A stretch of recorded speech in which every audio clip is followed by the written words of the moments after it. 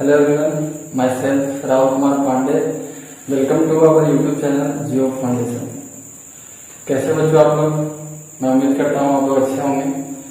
Dear student, आप लोग का प्यार मुझे मिल रहा है, इसी तरह से अपना प्यार जो मुझे बना करके रखिए। मेरे प्यारे बच्चों,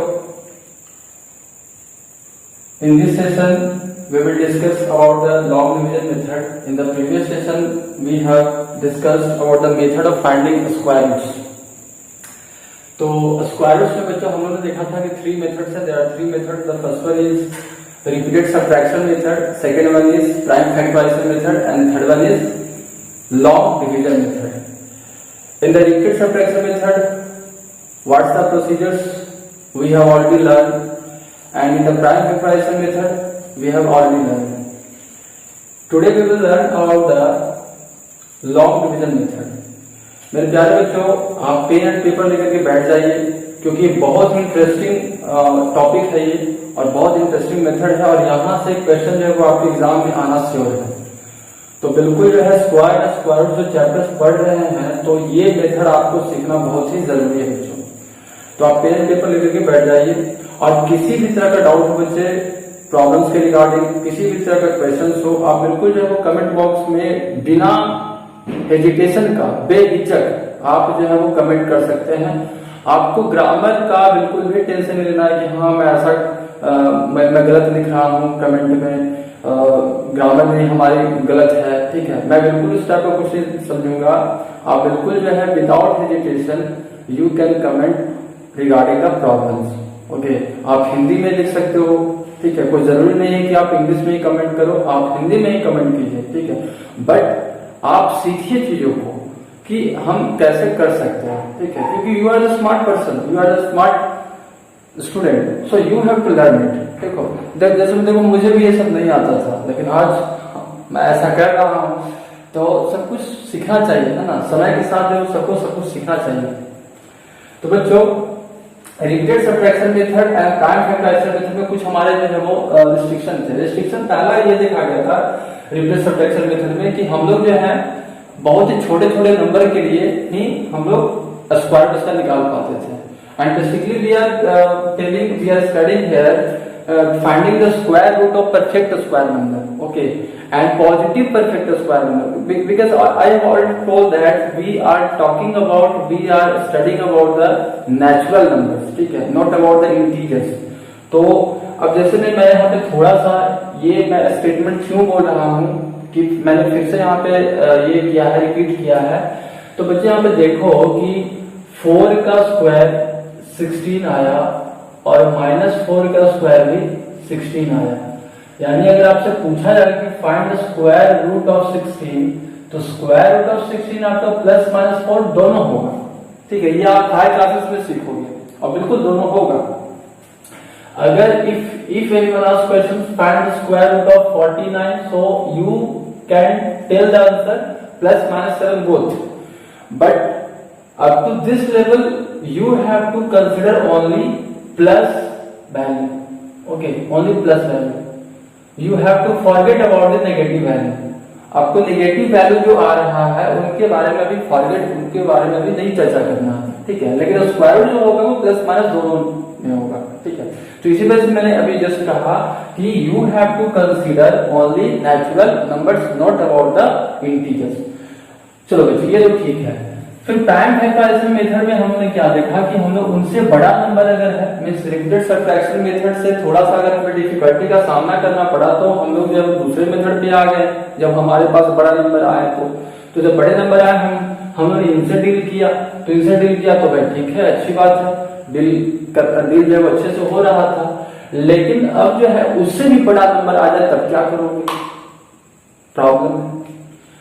if you have very large numbers and you need to find the square root of that perfect square number, then what you will do? उस समय आपको, उस वक्त आपको क्या करना पड़ेगा?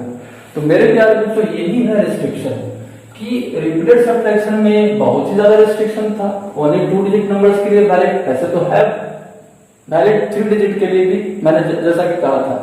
लेकिन ये जो है वो आपका बहुत ही टेडियस हो जाता है, टेढ़ा हो जाएगा। तो उससे बचने के लिए जब हम प्राइम फैक्टराइजेशन के पास आए थे उससे ओवरकम हुआ। लेकिन अब अगर हमारे पास उससे भी बड़े नंबर आ गए तब क्या करेंगे?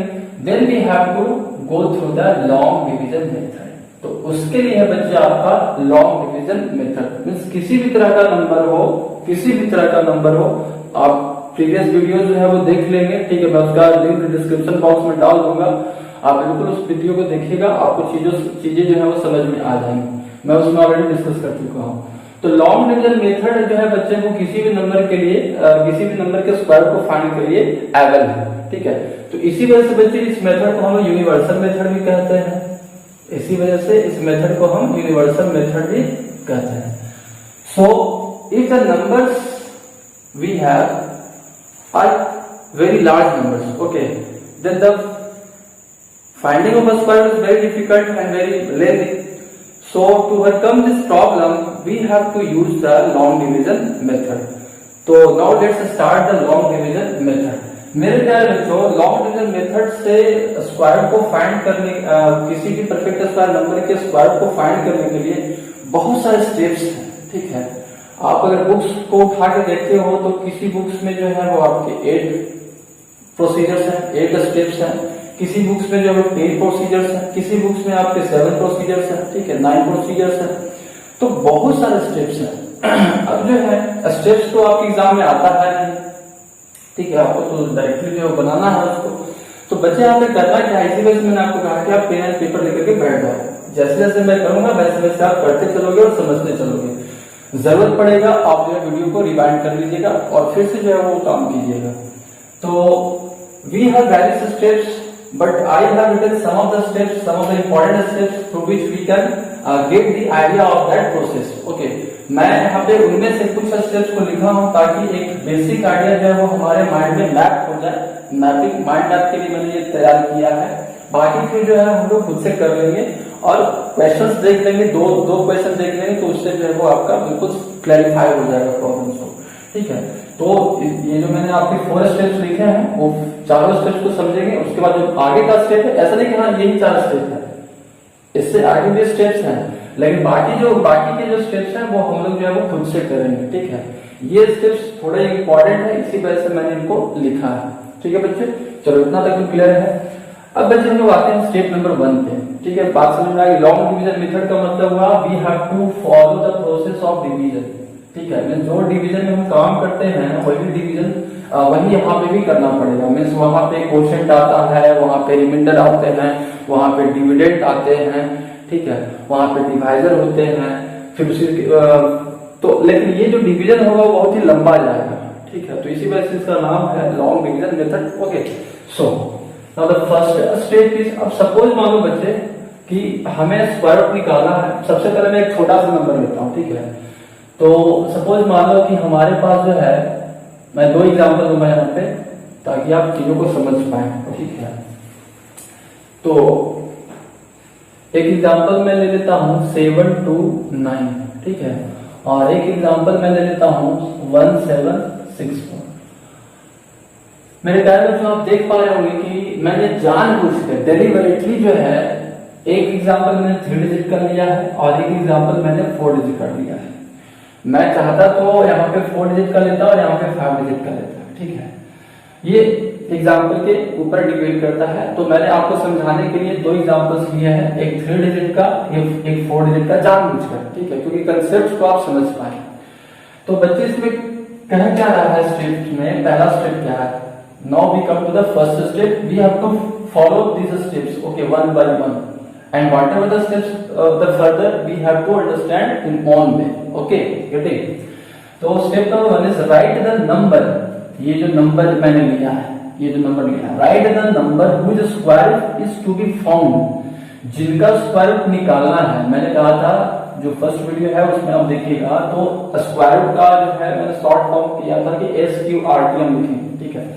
Is to be found as divided, ठीक है। तो आप डिवीजन में क्या देखते हो बच्चे, डिवीजन में जो है ये आपका डिवाइजर होता है, ये डिवाइजर, देखो मैं लिख नहीं रहा हूं, मैं बता रहा हूं, डिवाइजर होता है, ये डिवाइडेड होता है, ये डिविडेंड होता है, ये आपका क्वोशिएंट मिलेगा और यहाँ पे आपका रिमाइंडर मिलेगा, ठीक है।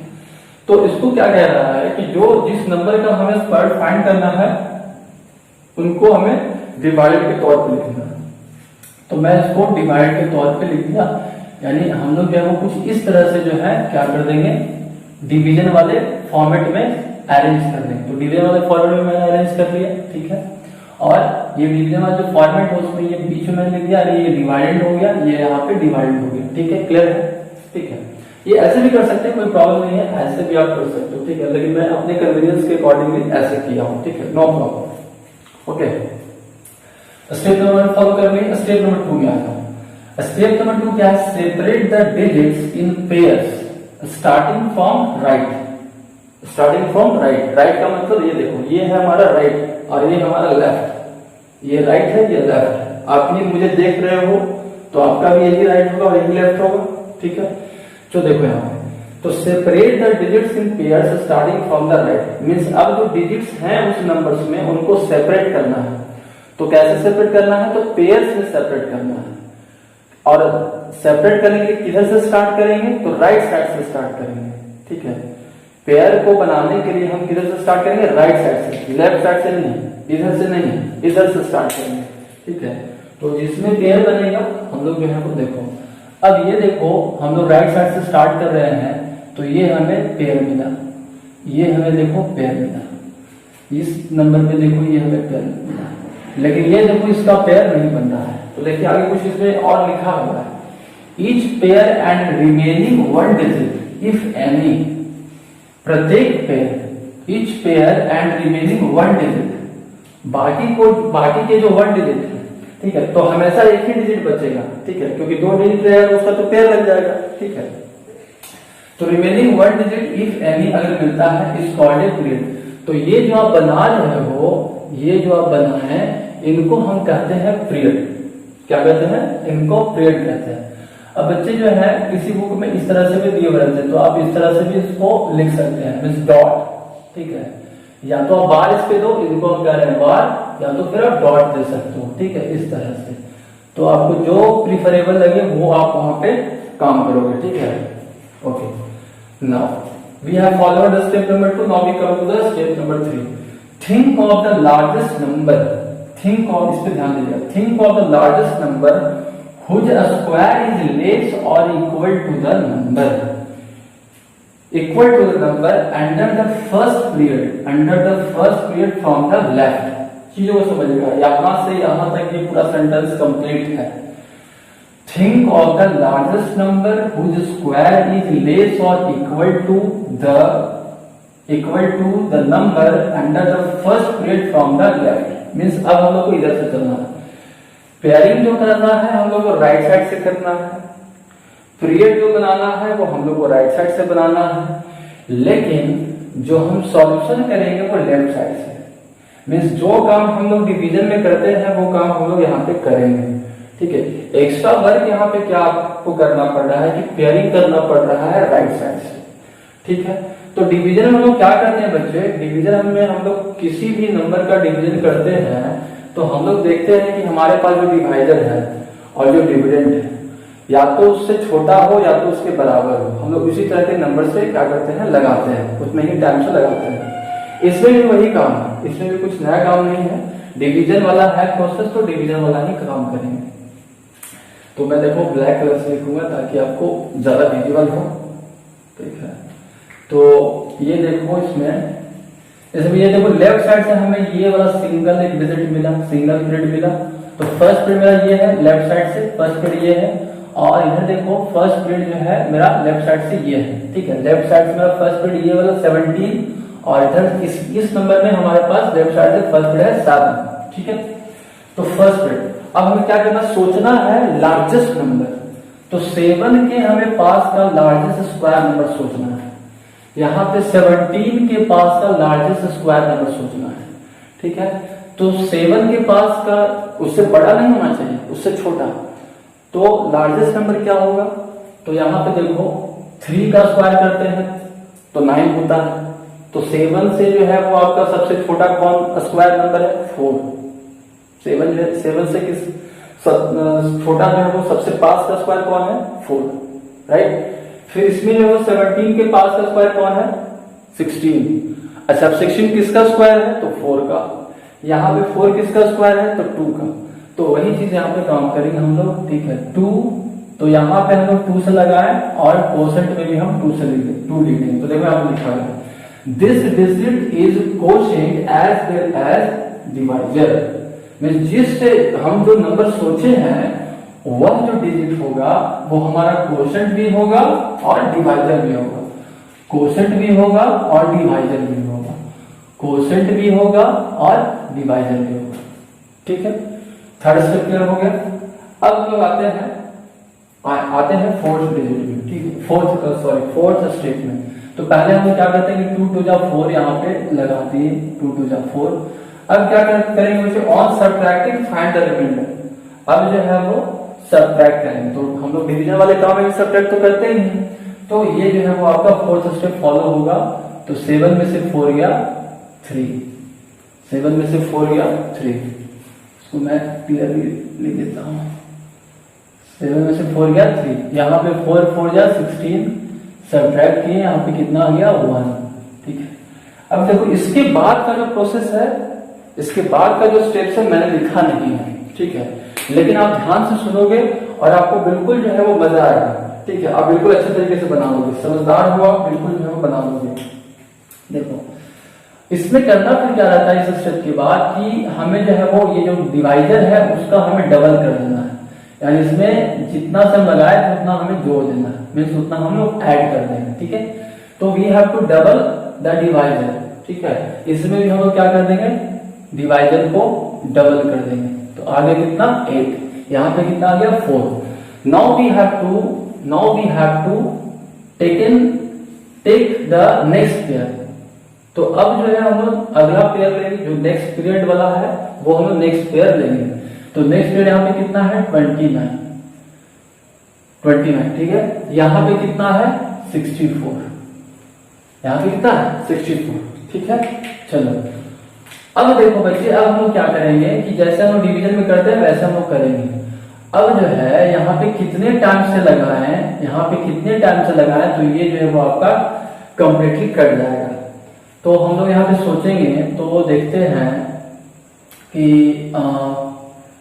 7 टाइम्स में देखते हैं। तो 7 टाइम्स में अगर देखें तो हम लोग पहले देख लेते हैं कि 47 में 7 से मल्टीप्लाई करने पे 329 आता है नहीं आता। उससे बड़ा तो हमें, इससे बड़ा तो हमें लगाना है नहीं, या तो इसके इक्वल लगाना है या तो इससे लेस लगाना है, छोटा इक्वल टू और लेस है, ठीक है। ये हमारे पास क्राइटेरिया है। तो 47 to 7 करेंगे तो 7 7 जा 49 करे रहा 4 एंड 7 4 जा 28 प्लस 4 कितना होगा 329। तो 7 से लग रहा है।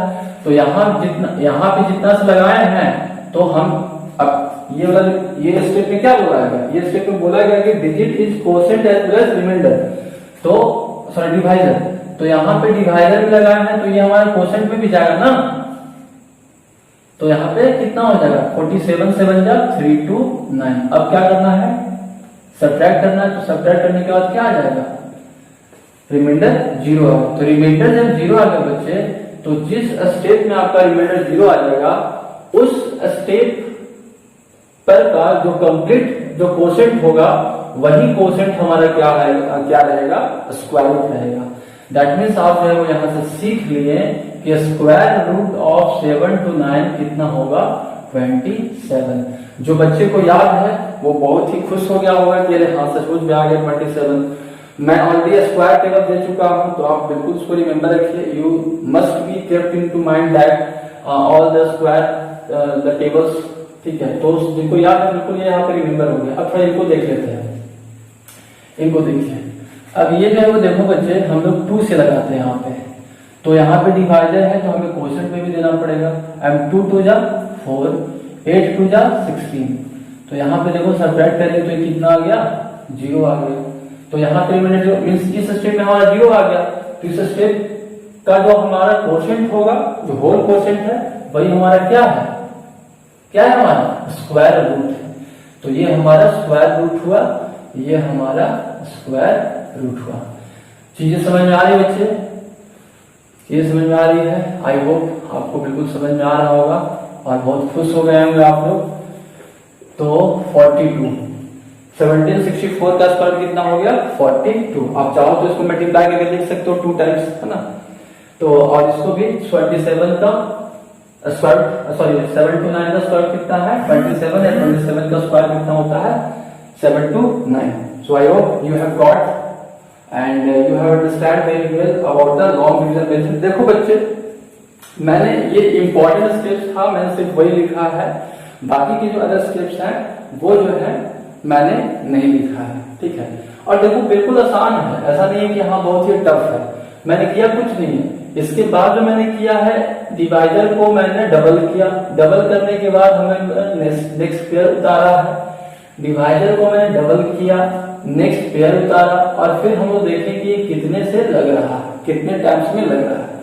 लगना जो है वो क्या होगा, लेस देन और equals to the given dividend. Means ये जो ट्रीट होगा वो किसके तरह ट्रीट होगा, वो न्यू डिविडेंड की तरह ट्रीट होगा, यहाँ पे न्यू डिविडेंड की तरह ट्रीट होगा। तो ये न्यू डिविडेंड के लिए हम लोग काम किए हैं ऐसा, ठीक है student. I hope you have got this very interesting method, long division method. तो बच्चों आपको कुछ क्वेश्चंस मैं दे रहा हूँ, आप इसका आंसर जो है कमेंट बॉक्स में मुझे बताइएगा। ओके, आपको जो है स्क्वायर रूट निकालना है, स्क्वायर रूट निकालना है। मैं 2 क्वेश्चन दे रहा हूँ, आपको फाइंड आउट करना है इसका answer by the long division method. एक नंबर जो मैं दे रहा हूँ, find the square root of 784 and square root of, एक नंबर है मेरे पास 16384, 16384, ठीक है। तो ये मैंने 2 क्वेश्चन दिया बच्चे, और घर पे जो है वो अच्छे से वर्क कीजिए इस पे।